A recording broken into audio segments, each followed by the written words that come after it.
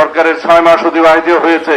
এই দায়িত্ব নেওয়ার পরে একটি ঘটনাও নাই, এমন কোন অপরাধ নাই যেটা সংগঠিত হওয়ার পরই পুলিশ বাহিনী সেটা গ্রেফতার করতে পারে নাই বা বিচারের আওতায় আনা নাই। পুলিশ বাহিনী সহ সকল শৃঙ্খলা বাহিনীর আমি মাঝে মধ্যে প্রশংসা করি, এই জন্যই করি তাদের ভঙ্গুর মনোবল এবং ভঙ্গুর অবস্থায় যেভাবে আমরা পেয়েছিলাম এই 6 মাসের মধ্যে তাদেরকে একটা আমরা অবস্থানে উন্নীত করতে পেরেছি, তাদের মনোবল ফিরে এসেছে এবং তারা সম্পূর্ণ শক্তি দিয়ে অপরাধ দমনে তারা সচেষ্ট হয়েছে। রংপুরের একটি ঘটনার কথা মহাসচিব সাহেব বললেন, সেই ঘটনা সংঘটিত হওয়ার যৌক্তিক সময়ের মধ্যে সবাইকে আইনের আওতায় আনা হয়েছে।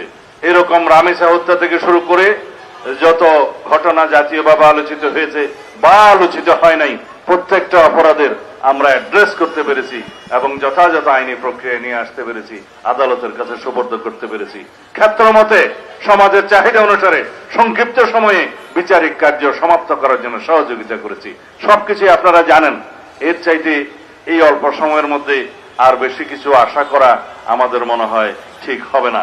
তবে ইনশাআল্লাহ প্রতিশ্রুতি দিচ্ছি, বাংলাদেশের এই পুলিশ বাহিনী জনপ্রত্যাশিত জনবান্ধব পুলিশ বাহিনীতে পরিণত হবে ইনশাআল্লাহ। অন্যান্য শৃঙ্খলা বাহিনীর আইনি কাঠামোয় পরিবর্তন আনা হচ্ছে এবং তাদেরকে যেমন অ্যাকাউন্টেবিলিটি এবং তাদের জবাবদিহিতা নিশ্চিত করা হচ্ছে, তাদের কর্মকাণ্ডের ট্রান্সপারেন্সি স্বচ্ছতাও নিশ্চিত করা হবে এবং তাদের জন্য যেমন আমরা বলি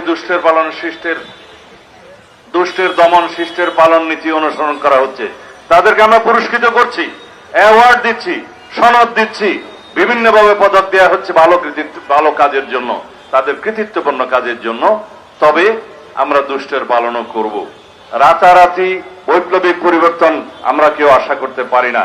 ইনশাআল্লাহ আমরা আমাদের মাননীয় প্রধানমন্ত্রী, এদেশের গণমানুষের নেতা জনাব তারেক রহমানের নেতৃত্বে নির্দেশনায় আমরা আইন শৃঙ্খলা পরিস্থিতিকে একটা এমন পর্যায়ে উন্নীত করতে পারবো, ইনশাআল্লাহ জনপ্রত্যাশা পূরণ হবে।